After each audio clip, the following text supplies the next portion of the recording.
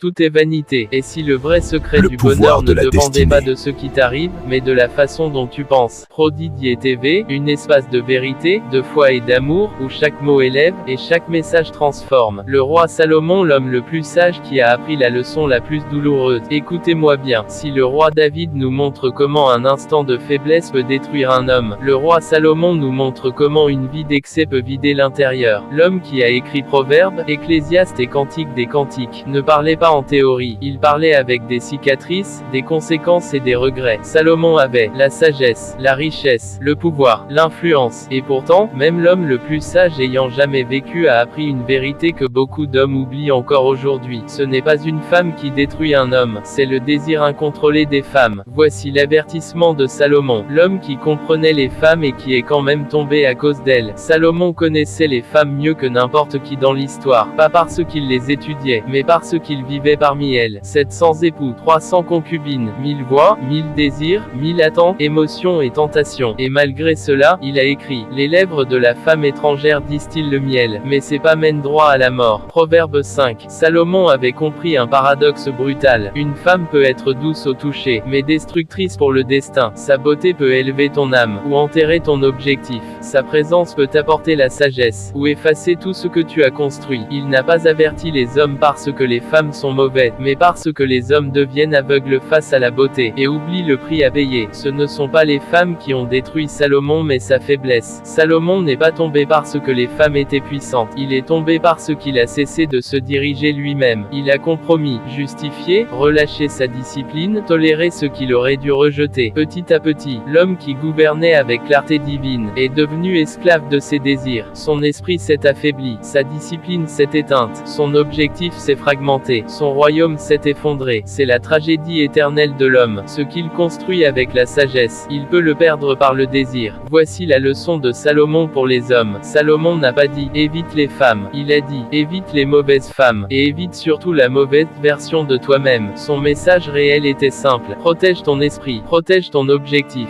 protège tes standards, protège ta discipline, car le jour où un homme cesse de protéger ses piliers, il devient vulnérable à tout, et surtout aux femmes. La vie de Salomon est un monument vivant de cette vérité. La chute d'un homme ne commence presque jamais par une guerre, elle commence par une femme qu'il refuse de quitter. Apprends-le maintenant, avant que la vie ne te l'enseigne par la douleur. Ton objectif doit être plus fort que ton désir. Ta discipline doit dominer tes émotions. Tes standards doivent filtrer qui a accès à toi. Tes valeurs doivent dépasser tes pulsions. Salomon avait une sagesse qui faisait trembler les nations, mais il n'a pas su gouverner son appétit. Et c'est cela qui lui a tout coûté. Tu peux conquérir le monde, et perdre ton âme à cause